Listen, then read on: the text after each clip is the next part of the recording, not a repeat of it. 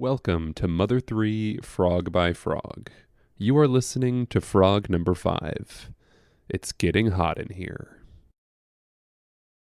If someone had been using my blog as a way to introduce themselves to Mother 3, thus far the game would appear as some kind of small-town simulator. Run around a village, talk to people, hear about a fire but never see it. Play with frogs, chat with sparrows, and don't forget to say your prayers. Well, not anymore, folks. If the above quote didn't say it plainly enough for you, things are really heating up. Today, we're finally headed into the forest. It's time to pony up and separate the cowboys from the ranch hands, and by that I mean, it's time to fight. Yes, after much anticipation, it has finally happened. Flint has hit an animal with a stick. The animal hit back, even damaging the hero for a decent amount of hit points. In the end, Flint, our fatherly fighting farmer, came out on top with a victory tune in tow. Where's the fire? Is it on fire? Oh, I bet it's a big, giant, foresty fire. Butch. This, my friends, is called combat, and when you're not chatting with Tasmanians or hopping lilypad to lilypad, it's what you'll find yourself doing the other 50% of the time in Mother 3. And I've gotta say, I'm definitely ready.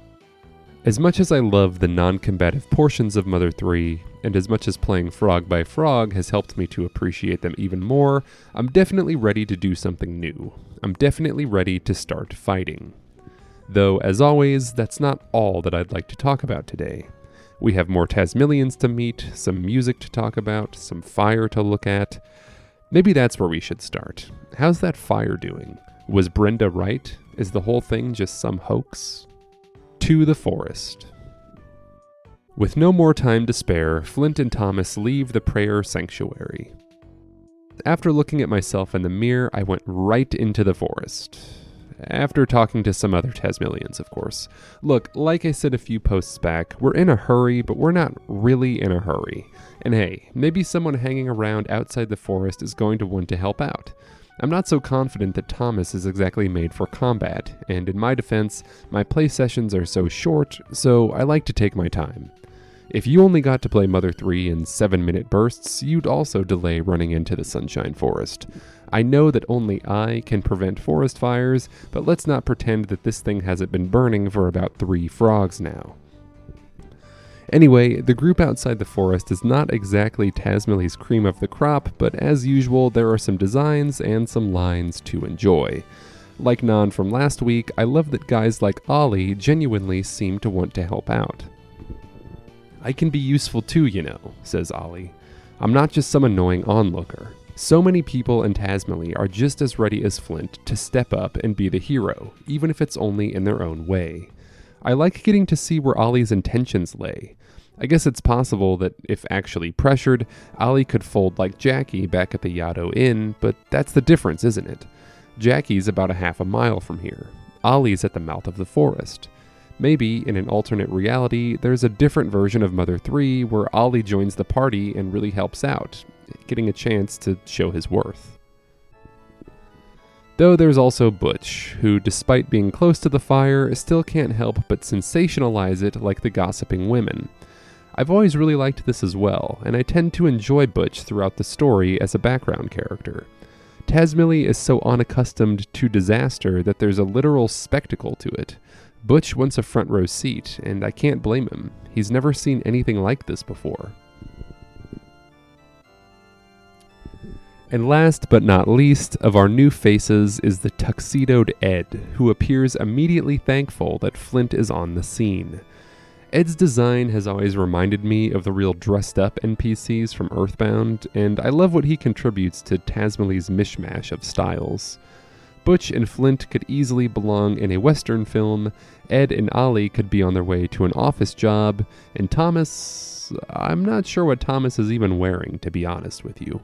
Honestly, I haven't even begun to drool over how much I love Mother 3's sprites and character designs. More textures isn't always the answer. Great character designs can exist on the smallest screens, and great character designs can be simple. Something as simple as a color palette or even a simple accessory like Thomas's or Ed's hats or even Ollie's glasses can provide so much simple detail to a character that makes them memorable. I think the Mother series has always been good at this, even way back in Mother on the NES. Anyway, Ed says what's on everyone's minds. Thank God Flint is here. And I suppose it can't really be delayed any longer from this point. It's finally time to assess the damage. It's time to go into the forest. I thought I saw someone as manly as me walking this way. Mike. Well, we're finally here. Even though for the past 4 frogs, the Sunshine Forest fire has just been some far-off blaze, now that I'm actually in it, I can say the Sunshine Forest is indeed on fire. My favorite thing about entering the forest is that the previous track, the laid-back To Sunshine Forest, gives way to Forest of Flames.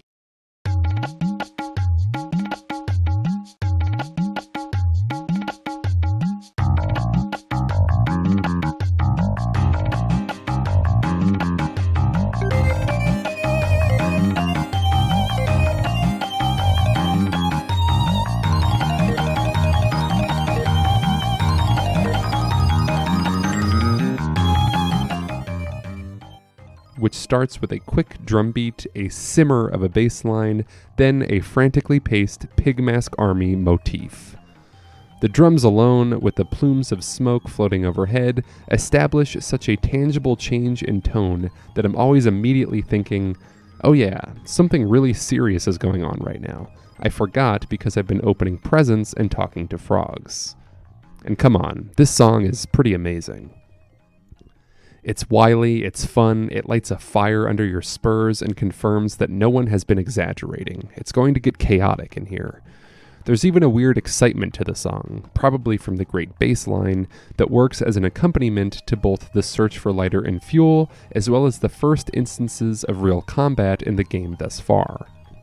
No hate to the mole cricket, but there's not much to say about a fighter who loses to Hinawa's shoes.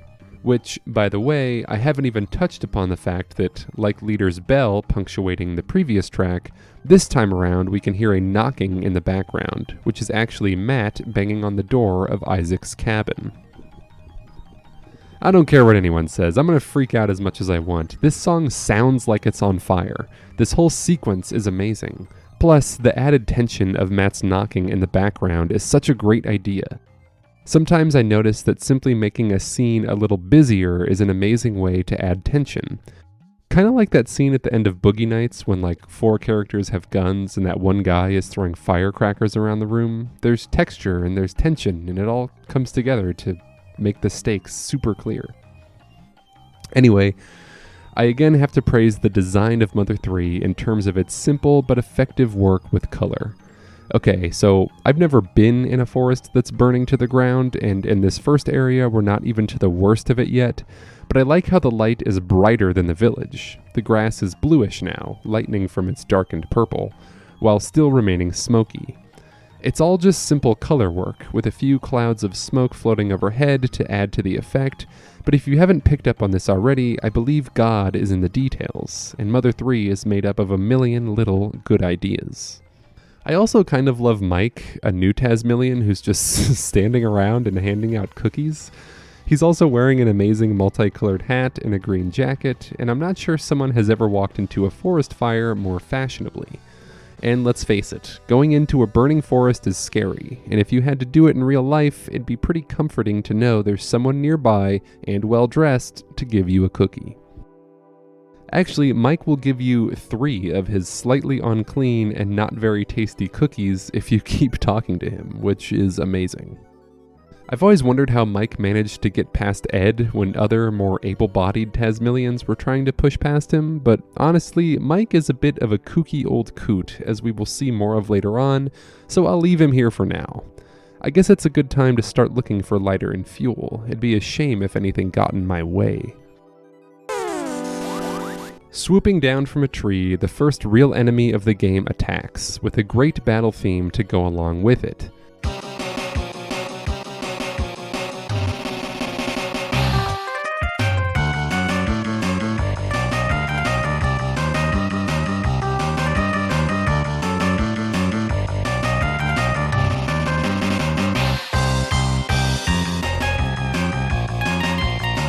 I'm sure everyone has noticed this already, but you've got to love how the first few seconds sound like the old Batman theme song.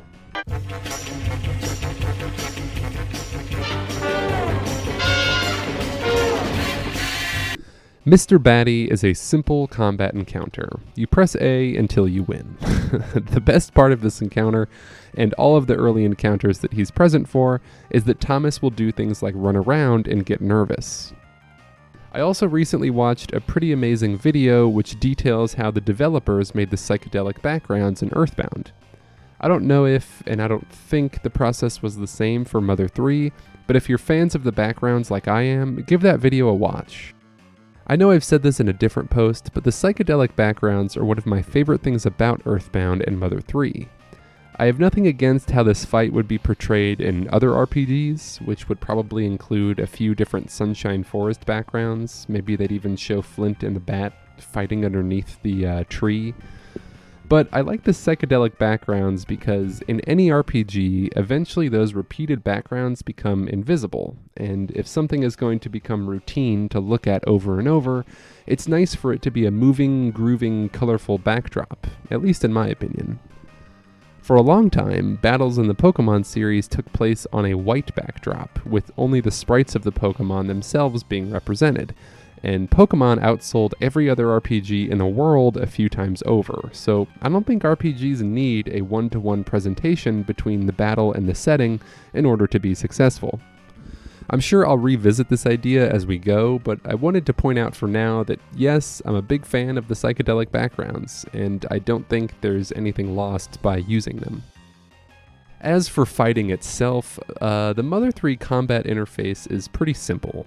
The player can select Bash, a basic physical attack that can be comboed up to 16 times for additional damage, Goods, to use an item, a character's special abilities, which in Flint's case is a set of moves categorized under Brute Force, Guard, which reduces damage taken, or Run, which attempts to flee the encounter. To combo with the Bash option, a player needs to press A along with a song-specific heartbeat, which can be simply felt by the player or revealed by putting an enemy to sleep. I know that sounds weird. If you're listening to these videos and you've never played Mother 3 or you've never really explored the combo option, it might sound strange for me to be describing a heartbeat that the player needs to feel out, but trust me, like, once you get the hang of the combat system, it is pretty addictive, and it might seem like the additional damage that you're adding on, like, it might seem pretty small at first, but there are some times where you can get yourself out of a pretty sticky situation just by tacking on that extra damage through a rhythm combo. So I'll talk more about rhythm combos as we get into more complicated combat encounters later on, but I just want to say I'm a huge fan of them, and I've never had a huge problem with them. There are some people who say when they emulate Mother 3 that they have a lot of trouble getting the rhythm stuff down, but I personally never had all that big of an issue with it, so you've just got to embrace your inner groove and try to make it work. As for the other non-ability combat options, I think Mother 3, especially later on, does a good job of making mid-battle item management an important task, so knowing who your fastest party member is important for getting the right items out at the right time. Though I'm not really here to discuss combat mechanics yet, at least with an enemy so simple. I'm here to discuss characters. For Flint, his brute force ability contains 4 possible actions. Swing, which can hit multiple enemies at once but cannot be combo attacked. Power Smash, which sacrifices accuracy for, you guessed it, power. Power Up, which raises Flint's offense, and Toughen Up, which raises Flint's defense. Simply put, as a combat unit, Flint is incredibly complex and not suitable for beginners. Just kidding. Flint hits things. He can hit things harder if he uses an ability, and even harder if he uses a different ability. Because Flint can hit multiple enemies at once, and also is packing a Hail Mary move with his power swing, I've come to see Flint's combat as mostly a means to an end. In Chapter 1, you want to hit things and get back to the story as soon as possible. Which isn't me saying there's no strategy in these early fights. You can and will lose if you aren't careful. However, I don't think it's by mistake that when you eventually fight the first boss of the game, a few other party members join you, then leave when the fight is over. Like I said, Flint needs to hit things and get back to the story. I really think this is the case because Chapter 1 is easily the most narrative-heavy chapter of Mother 3 overall. I mean, you could maybe make some arguments for some of the other chapters, but as far as focusing on cinematics, as far as there being like major story developments almost every 15 to 20 minutes, like I really think Flint was designed mostly as a means to get the player back to the story as quickly as possible at all times. I even think when you look at his ability to raise his defense and also raise his offense, I feel like that's a way for if players are struggling to get through a particular spot so that they don't give up too quickly. Because if you lose a fight, but you're a new player and you're like, okay, what if I just raise my defense like 2 or 3 turns in a row? You're probably going to get through the fight next time you try it. So I love Flint. I think he's a great character, and I do think he was designed to emphasize the narrative-heavy portion of the game, which is Chapter 1. And I would not be surprised if that is the case behind the scenes. Which, by the way, I'm not speaking badly of any of this. Most RPGs have simple combat in the opening hours of gameplay so that players can familiarize themselves with what enemies and what their own characters are capable of in simple terms. For Mother 3, it works exceptionally well because we have an incentive to prioritize the story right now.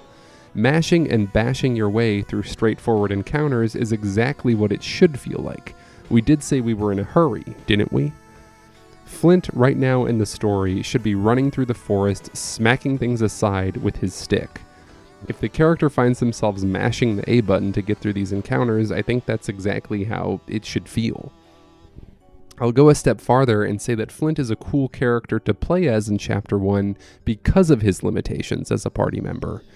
He works as a good comparison for the power of the Pigmask army, as well as the abilities of some of your future party members, like Duster and Kumatora, who really shine in the special ability department. Flint may be strong, but his strength only gets him so far in the rapidly changing landscape of Mother 3. What do I mean by that? Well, look, Tazmily is a simple town. Flint, a bit of a stereotypical image of an action hero, is the simple town's simple savior. But Tazmily is changing, losing its innocence, and a traditional hero then, like Flint, is not going to be enough to save the day this time around.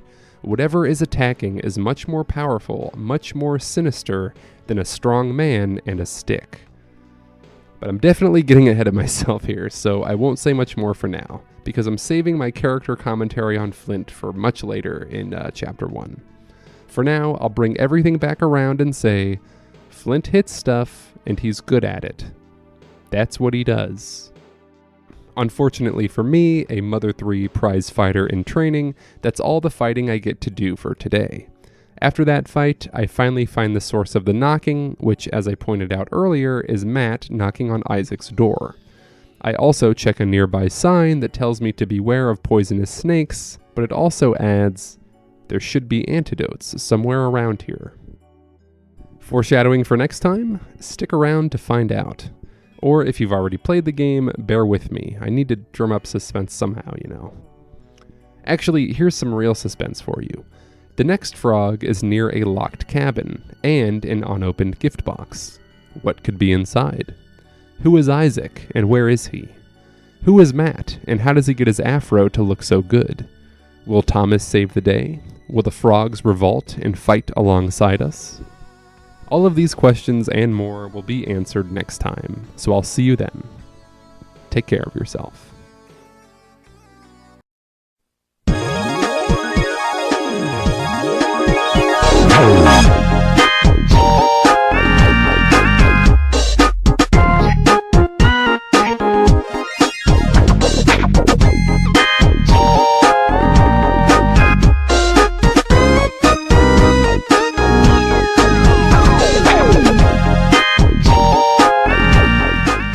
Na na na na na na.